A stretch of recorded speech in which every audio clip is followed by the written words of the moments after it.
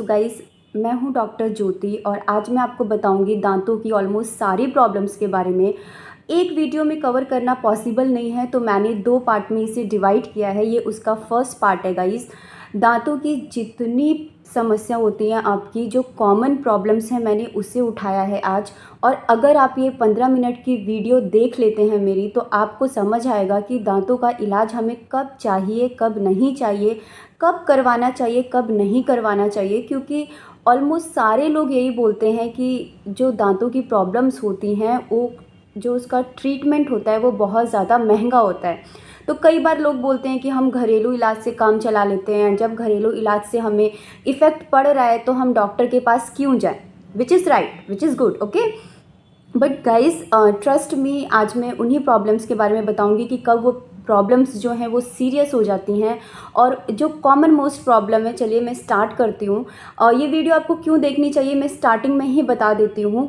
आपको ये वीडियो इसलिए देखनी चाहिए क्योंकि आपकी जो सबसे कॉमन मोस्ट प्रॉब्लम्स होती हैं दांतों की, मैं उसको कवर करूँगी फर्स्ट ऑफ ऑल। और आपको बताऊँगी, सही गाइड करूँगी कि एक्चुअल में आपको बहुत ज़्यादा खर्च करने की भी ज़रूरत नहीं है और कब एक्चुअल में आपको खर्च करने की ज़रूरत है। क्योंकि दांत जो हैं वो हमारे अहम पार्ट हैं गाइस, है ना।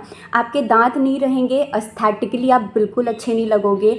अच्छा भी अगर मैं नेगलेक्ट कर दूं कि कोई बात नहीं, अच्छे नहीं लगेंगे, कोई दिक्कत नहीं है, तो गाइस आप खाना नहीं खा पाओगे। अगर आप खाना प्रॉपर नहीं, अगर फूड नहीं चबा पाओगे प्रॉपरली, तो फिर आप आगे की प्रॉब्लम्स बढ़ती जाएंगी। दांतों से जो ओरल कैविटी है उससे रिलेटेड होता है हमारा rest of the system guys, ठीक है। You have to be understand, okay.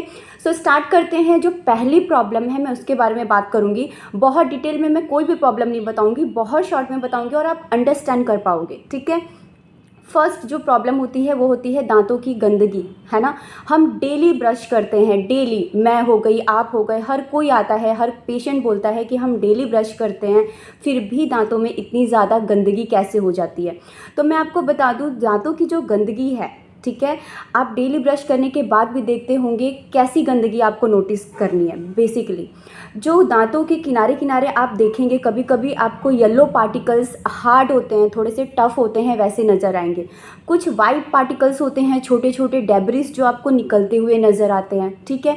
तो जो सॉफ्ट होते हैं वो तो हम ब्रश करते हैं तो वो निकल जाते हैं, लेकिन जो हार्ड पार्ट होता है गाइस, जो धीरे धीरे जमा होता है, दांतों की लेयर पे जमता जाता है, जमता जाता है, और हम बोलते हैं ना कि हमारे दांत सफ़ेद से अपने आप ही येलो होने लगे हैं, वो बेसिकली उसी वजह से होता है। तो उसे हम बोलते हैं कैलकुलस, ठीक है, जो हार्ड पार्ट होता है। दूसरा जो मैं बताऊं, जो स्मोक वगैरह करते हैं, जो पान गुटखा वगैरह ज़्यादा आप सेवन करते हैं अगर, तो उनका आपने देखा होगा कि ब्राउन ब्राउन स्टेन होता है। अगेन मैं बताऊंगी, सरफेस पे कम, साइड साइड में आपको बहुत ज़्यादा देखने को मिलता है, ठीक है। और आउटर से तो फिर भी कम, इनर तो पूरा भरा रहता है उनका, ठीक है।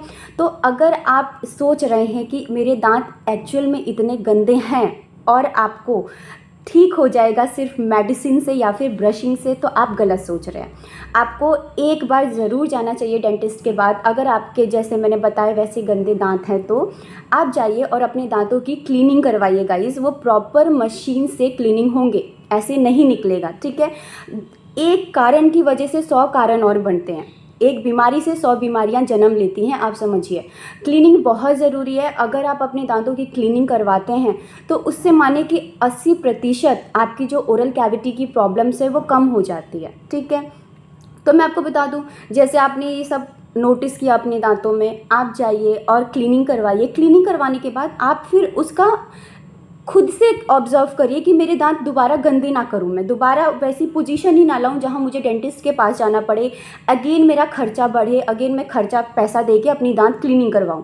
और एक बार आपने दांत क्लीनिंग करवा ली किसी भी प्रोफेशनल से, किसी भी डेंटिस्ट से, राइट, जिसको आप जानते हो, जिसको आप नहीं भी जानते हो, ठीक है। आपने एक बार खर्चा कर लिया, मान लीजिए आपके 1000 लगे, 1500 लगे, मान लिया मैंने कहीं कहीं 2000 भी लग गए, है ना। आपने जब क्लीनिंग करवा लिया, आपको क्या करना है, रेगुलर ब्रश करना है। कहीं भी कुछ भी डिपॉजिट हो रहा है तो डेंटल फ्लॉस वगैरह होता है दांतों के बीच में सफाई करने के लिए, आपको उससे अच्छे से हटाना है, ठीक है। अगर आप वो चीज़ मेंटेन करते हैं तो साल में सिर्फ एक बार आप डेंटल चेकअप के लिए जा सकते हैं। वो भी आपको अगर लगे कि हाँ मेरे दांत गंदे हो रहे हैं, मुझे ज़रूरत है, तो अपनी सेहत का ख्याल हर कोई रखना चाहता है, तो आपको ज़रूर विज़िट करना चाहिए डेंटिस्ट के पास। लेकिन अगर आप देख रहे हैं कि नहीं मेरा ओरल हाइजीन मेंटेन है, एक बार की सफाई से ही मुझे काफ़ी ज़्यादा फ़ायदा मिल रहा है, तो मुझे 6 महीने में या फिर 1 साल में जाने की ज़रूरत नहीं है, तो वो आपकी कॉल है गाइस, ठीक है। ये बहुत कॉमन प्रॉब्लम है दांतों की गंदगी जो मैंने पहले कवर करी। अब जो दूसरी प्रॉब्लम जो कॉमन मोस्ट प्रॉब्लम आती है वो है दांतों में सड़न लगना, दांतों में कैविटी लगना, या फिर मैं बोलूँ दांतों का दर्द होना। अच्छा, कैविटी कितनी तरह की होती हैं? ऐसी तो कई तरह की होती हैं, लेकिन मैं आपको बताती हूँ कि कैविटी और पेन में क्या एक्चुअल डिफरेंट है। बहुत लोग आते हैं, कहते हैं कि मुझे कैविटी है, फील कर दीजिए, दांतों में दर्द हो रहा है। तो कभी भी अगर आपकी कैविटी बहुत ज़्यादा डीप है, ठीक है, दांत की भी लेयर्स होती हैं, ठीक है, अगर आपकी कैविटी बहुत ज़्यादा डीप है, अगर सॉफ्ट टिश्यूज़ इन्वॉल्व हैं, तो अगर हम फीलिंग कर देंगे तो इसका मतलब है हम उस पर प्रेशर दे रहे हैं। समझ रहे हैं आप लोग? तो अगर हम प्रेशर देंगे तो आपको ये जो पेन है वो बढ़ जाएगा और ज़्यादा पेन होगा आपके दांतों में। तो आपको क्या करना है, कैविटी ऑब्जर्व करनी है। कैविटी आप कैसे ऑब्जर्व कर सकते हो? अगर आपके दांतों में कहीं सड़न है, ठीक है, अगर आप ऑब्जर्व कर रहे हो कि मेरे एक दांत में कहीं डिस्कलरेशन हो रहा है बाकी दांतों के अपेक्षा, वहाँ का जो सरफेस है ऊपर से या साइड से उसमें कालापन आ रहा है। दूसरी चीज़, अगर वहाँ पे कैच है, चलो कैच आपको नहीं समझ आएगा, ठीक है, फूड लॉजमेंट आप देख सकते हो। अगर आपको लगे कि वहाँ पे खाना फंस रहा है, तो जिस एरिया में खाना फंस रहा है वो तो आपको पता चलेगा कि मेरे बार बार इसी दांत में जाके खाना फंस रहा है ना। तो जब आप ऐसा नोटिस करो तो इट मीन्स कि आपको जाके दिखाने की ज़रूरत है, ठीक है। इसका मतलब है कि फीलिंग, इसका मतलब है कि कैविटी लग चुकी है दांतों में, दांत सड़न शुरुआत हो चुकी है। तो अगर आप उसी समय चले जाएंगे तो डेंटिस्ट क्या करेगा, फीलिंग बहुत सस्ती आती है गाइस, 500 की भी आती है, 600 की भी आती है, 1200 की भी आती है, मैं बोलूँगी कि 300 की भी आती है। वो आपकी कॉल होती है कि आपको कौन सी वाली फीलिंग करवानी होती है, ठीक है, और आप कौन सी सिटी में रहते हो, उसके हिसाब से एक्सपेंसेस होते हैं।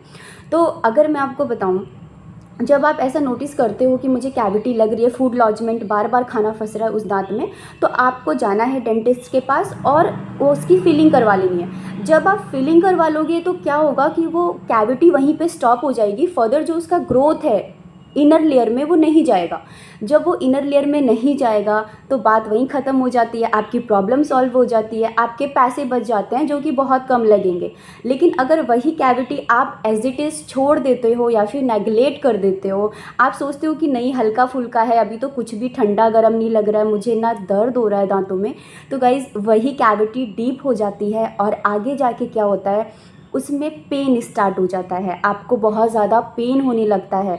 उसकी वजह से क्या होता है, जब पेन होता है और आप डेंटिस्ट के पास जाते हैं तब डेंटिस्ट बोलता है कि उसमें अब फिलिंग से काम नहीं चलेगा, आपको आरसीटी कराना पड़ेगा, यानी दांत की नसों का इलाज जिसे कहते हैं रूट कैनाल ट्रीटमेंट, अगर आपने सुना है तो उसको वो किया जाता है। उसमें क्या किया जाता है, रूट कैनाल जो छोटी छोटी कैनाल्स होती हैं उसके द्वारा आपके दांतों में जाया जाता है और सफाई की जाती है जड़ तक, ठीक है। अगर मैं ओवरव्यू बताऊँ अगर आपको रूट कैनाल होता क्या है तो, ठीक है। तो उसमें क्या गया, आपका खर्चा ज़्यादा गया, प्लस जो टूथ है, कहते हैं आरसीटी के बाद कैप मैंडेटरी होता है, खर्चा तो गया बहुत ज़्यादा, ऊपर से जो हमारा टूथ है पहले के कंपैरिजन वीक भी हो जाता है, तभी उसको स्ट्रेंथ सपोर्ट देने के लिए कैप लगाया जाता है, ठीक है। तो अगर आपको यहाँ खर्चे से भी बढ़ना है और अपनी सेहत का भी थोड़ा सा ध्यान रखना है, तो आपको ये जो मैंने बात बताई कि जब आपको कैविटी लगे या दांत में सड़न हो तो आप कैसे नोटिस कर सकते हो, ठीक है। ये हो गई दूसरी चीज़। अब चलते हैं तीसरी तरह की तरफ। तीसरी जो प्रॉब्लम आती है, मोस्ट कॉमन जो प्रॉब्लम आती है, दांत निकलवा देना। तो मैं आपको बताऊं, कोई भी डेंटिस्ट दांत निकालना नहीं चाहता, मैं आपको सच बताऊं, हर कोई आपकी प्रॉब्लम को सॉल्व करना चाहता है, ठीक है। डेंटिस्ट इसलिए नहीं बैठे हैं कि आपको कोई भी दिक्कत हुई, दांत सड़ा हमने उखाड़ दिया, दांत में दर्द हुआ हमने उखाड़ दिया। एक्सट्रैक्शन लास्ट होता है होपलेस टूथ का ट्रीटमेंट। इट मीन्स कि अगर वो दांत कहीं से भी बचने के लायक ना हो, मान लीजिए हमने उसमें आरसीटी की हो लेकिन बार बार इन्फेक्शन हो रहा है, हो सकता है कि ट्रॉमेटिक टूथ हो बहुत ज़्यादा, हो सकता है दांत बहुत ज़्यादा फ्रैक्चर हो गया हो या अपने आप ही टूट के गिर गया हो, सिर्फ उसकी जड़ें बची हो सकता है उसकी वजह से आपको कोई बार बार पैथोलॉजी बन रही है, ठीक है। तो ये कुछ कॉमन है, मैं एक वीडियो में आपको ज़रूर बताऊँगी कि एक्चुअल में दांत निकालने के इंडिकेशंस क्या होते हैं। होते हैं, ठीक है।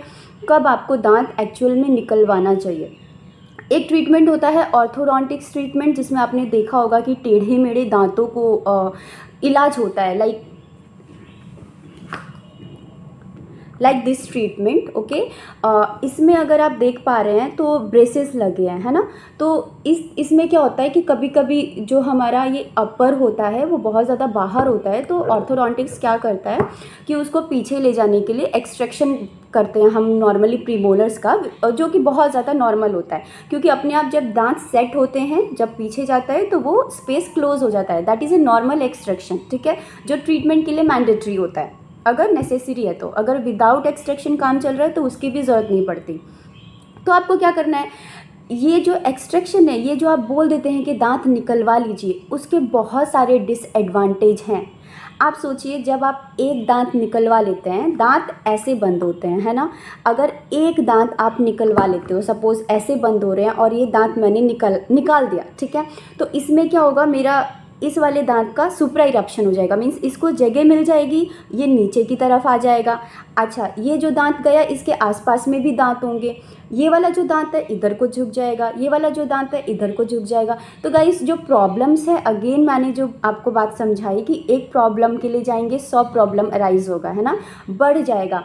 तो दांत निकलवाना अपना जो ऑर्गेनिक होता है, जो भगवान का दिया होता है, उसे हमें चलाना चाहिए, लंबे समय तक चलाना चाहिए, ठीक है। और एक कहने की बात होती है कि एक उम्र होती है, हड्डी गल जाती है, ऑफकोर्स गल जाती है, माना मैंने, बट अगर हम केयर करते हैं, लाइक हम फिटनेस पे आजकल इतना ध्यान देते हैं, हम एक्सरसाइज करते हैं, जिम करते हैं, और हम काफ़ी हद तक 50 ईयर्स में भी जाके आजकल हम बहुत अच्छे दिख रहे होते हैं, राइट।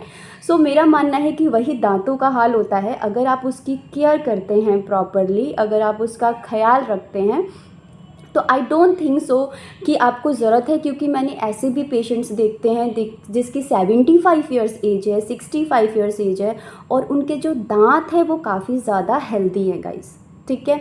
तो ये जो एक्सट्रैक्शन है, ये जो दांत निकालने की प्रॉब्लम है, ये बहुत ज़्यादा डेंटिस्ट बिल्कुल लास्ट ऑप्शन रखते हैं, बिल्कुल। अगर आपका कोई टूथ है और वो होपलेस हो गया है, मतलब कोई भी कोशिश हम कर ले, वो दांत बचने के कगार पे नहीं है, या कोशिश से भी बचाया नहीं जा सकता है, वही दांत निकाला जाता है, ठीक है।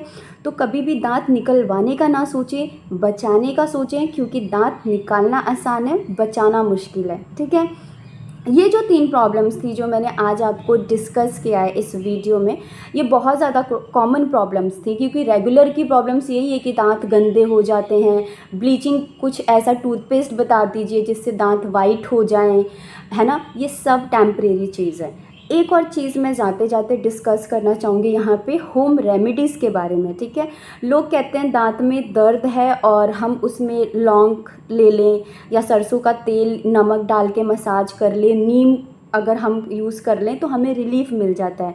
गाइज़, एक चीज़ मैं अपनी क्लिनिकल प्रैक्टिस के एक्सपीरियंस से आपको ज़रूर बताना चाहूँगी कि दांतों का ज़्यादा होम रेमेडी से लेना देना नहीं है। जितनी भी होम रेमेडीज़ हैं वो सिर्फ़ और सिर्फ टेम्परेरी आपको रिलीफ देंगी, परमानेंट नहीं देंगी, ठीक है। जैसे दवाई का रोल नहीं है, मैं मेडिसिन्स का भी इतना रोल नहीं मानती डेंटिस्ट्री में, क्योंकि मेडिसिन, जैसे मान लीजिए सपोज़ आपके दांत में दर्द हो रहा है और मैंने आपको कोई मेडिसिन दी है, तो वो मेडिसिन सिर्फ 2-4 घंटे एक्ट करेगी। जब तक वो एक्ट करेगी, आपका जो दर्द है वो सप्रेस करेगी, सप्रेस करने का काम करेगी, कारण नहीं हटाएगी गाइस। जो कॉज है, जो कारण है दर्द होने का, उसको दूर नहीं करेगी। तो समझिए, ठीक है। तो फालतू में आप दवाइयों पे जो खर्च करते हैं, उतने खर्चे में आप अपना बेटर है थोड़ा सा और इन्वेस्टमेंट करके दांतों की थोड़ी सी केयर कर लीजिए, दांतों को थोड़ा सही करवा लीजिए, ठीक है। तो गाइज़, होप आपको आज की वीडियो मेरी समझ आई हो। अगर आपकी कोई भी क्वेरी होगी तो आप मुझसे ज़रूर पूछिएगा, मैं पूरी हेल्प करूँगी। बट प्लीज़ एक अवेयरनेस ज़रूर फैलाइए, इस वीडियो को शेयर करके जगह जगह, क्योंकि मैंने देखा है कि दांतों को लेके जो अवेयरनेस है वो अभी भी बहुत ज़्यादा कम है लोगों में, ठीक है। इवन आज के हम जो यंगस्टर्स हैं वो ज़रूर ये काम कर सकते हैं। तो आपको एक काम ज़रूर करना है, आपको सबको नॉलेज देनी है कि दांत में दर्द है तो हमें निकलवा ही नहीं लेना है। अगर दांत गंदे हैं तो ये एज की प्रॉब्लम नहीं है, ठीक है। हड्डी गल रही है तो उम्र हो गई है, ये नहीं कह सकते हम, ठीक है। हमें खाना खाना है, स्वस्थ रहना है, आगे की जो सिस्टमिक हमारी प्रॉब्लम्स हैं उसको नहीं बढ़ने देना है। पाचन क्रिया का भी बहुत रोल होता है हमारे मुंह से लेके गाइस, ओरल कैविटी से लेके, ठीक है। So hope you like the video. ज़्यादा से ज़्यादा शेयर कीजिए, ज़्यादा से ज़्यादा नॉलेज बढ़ाइए और मेरे चैनल को सब्सक्राइब ज़रूर करिएगा। और नेक्स्ट वीडियो में मैं रेस्ट ऑफ द पार्ट आप कवर करूँगी, अगला वीडियो में ज़रूर बताऊँगी, जिसमें मैं 2-3 टॉपिक और उठाऊँगी, आपको बताऊँगी कि कब आपको क्या कराना है। तो अगर मेरी वीडियो थोड़ी भी हेल्पफुल लगी हो गाइस तो चैनल को सब्सक्राइब ज़रूर करिएगा और शेयर ज़रूर करिएगा। तब तक के लिए स्टे हेल्दी।